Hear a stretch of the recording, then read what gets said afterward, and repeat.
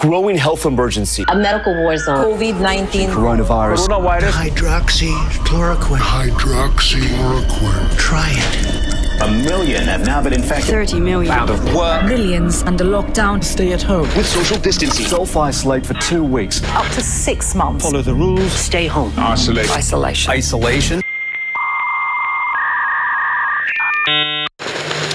Y'all, Miss Rona, she is a nasty, nasty bitch, okay? She got us all locked down in our itty-bitty apartments, y'all. And she is out here killing our grannies. She is taking our jobs. And she is snatching our sanity, okay?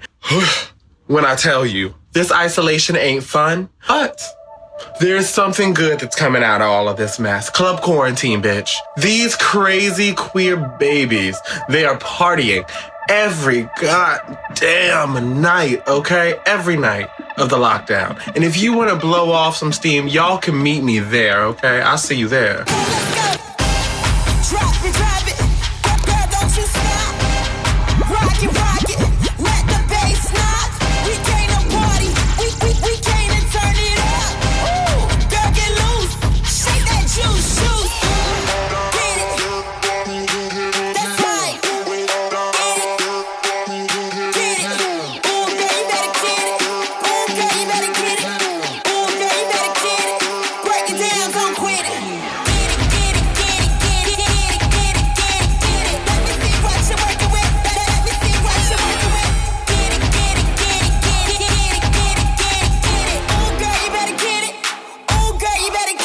And should I clap?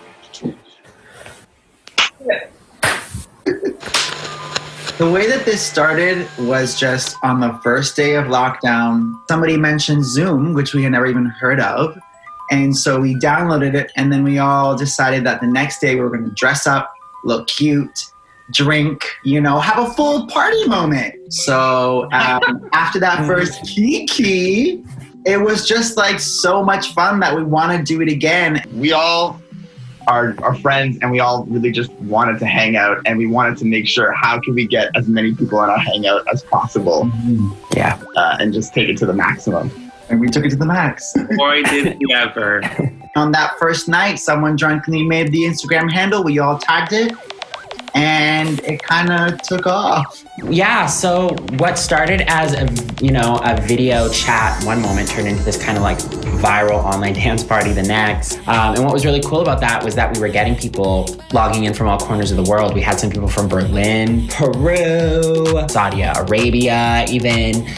For a lot of people, this was their first time venturing into any kind of queer space, whether they're coming from like a conservative small town, a conservative family, they're coming from a place where being queer may be illegal, or, just their physical or mental limitations. They may not be able-bodied, or, people with social anxiety. People are able to enter this space and feel safe doing so because, at our club, everyone is welcome. I think for a lot of people, it's freeing on, multiple levels. I think Club Quarantine is a phenomena because the way that they've been able to utilize what was basically a corporate conference service and give it a facelift, put it in drag, repurpose it for a better purpose. You can really make any room your stage, as long with a camera and some lights, you can perform anywhere. And I think that's the beauty of it. It's like one big house party, You can invite everyone over and you can have a good time and, let people into your living room and just dance and party, all while staying safe.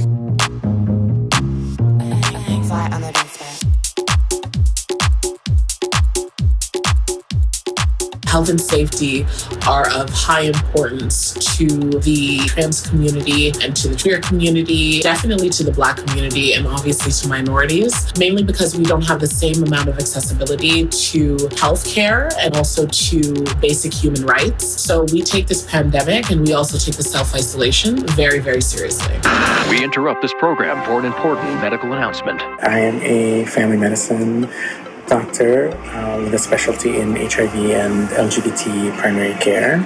And I work in the Bronx in New York City. But since March, with the pandemic, I've been on the front lines. I've had to deal with a lot of very sad and tough situations at work. Club Q has been a little escape for me during these times. I think we're all going through something very tough and very hard right now. I'm very happy that the LGBT community was able to find a very safe and fun way to dance away all their anxieties. Stay safe and party hard, Club Q. The drag I've seen is really incredible. DJs are pretty incredible. Kim Petra is like, fuck yeah. That was dope. Rico Nasty? Every night I'm like, I wanted to go to bed early, like, for once. Hasn't happened. We've had Chester Lockhart, Big Frida, KCMQ, Charlie XCX, Flipter, Rebecca Black, Brad Allen, Brendan Jordan, Hannah Diamond, Diplo. We've had Alice Longyu Gao, Dante Colley, Lady Gaga, Josh Sharp, Hunter Schafer's come to the party, Tia Bodega, Laverne Cox, Yovska, Pablo Vittar, Miss Milano, Kim Petras, Pippi Nonstop, Pussy Riot, Priyanka, Bowen Yang. The list really goes on and on. Good luck editing that. Yeah, but for us, it's not just about the big names. It's about showcasing queer artists and performers from all over the world. We've had DJs from Mexico City, drag queens from Tokyo, pole dancers from Montreal. And the way the audience gets to discover international underground artists and interact with them in real time, it's amazing. I think that's what really makes the experience so intimate and thrilling. Hearts on fire. Quarantine went so much longer than we expected, okay? We thought quarantine was gonna be 2 weeks. 2 days. I put my money on 2 weeks. And here we are months later. We got protests up the wazoo. People are sick and tired of watching unarmed Black people getting murdered. George Floyd changed it all, made us all wake up. We started using our parties and our platform as a means to fundraise money for our community. To stand in solidarity with Black Lives Matter was just so obvious.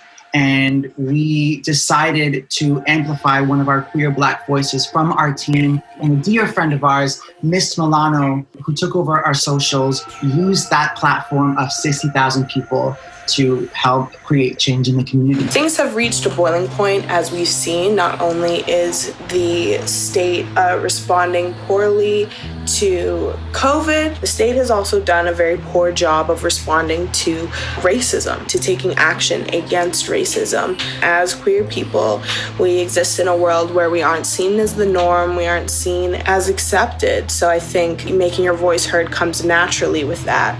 For Black, queer, and trans people, it's twofold. There are so many Black people that are essentially facing two pandemics right now. You know, like we've got this real life reckoning of race that's happening, that's affecting everyone. But at the same time, we have COVID. We have a pandemic going around that's killing my people. You know, we have all these things that we have to face. Having this digital space that it really has been empowering. Community can be found anywhere. Community can be made anywhere, and that's what Club Quarantine has really shown me. I have no idea how my quarantine would be without Club Q. I genuinely don't. So I am really thankful for them. I think like Club Q's bigger than us now, and she's always had a life of her own. She's a beast. She's stubborn. Yeah. For one night, like maybe March 15th, it was ours, and then she just like, it was full Frankenstein. Like we made her not, but like nicer than Frankenstein, like a really pleasant, gorgeous Frankenstein. And then like, yeah, March 16th, she stood up.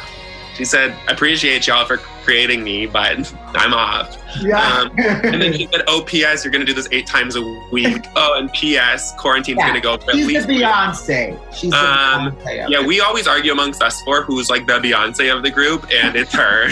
It's Club Quarantine. But Beyonce, if you are listening, we'll host you. Come through to Club Q. You better take those COVID sweatpants off. We're going to Club Q tonight, bitch.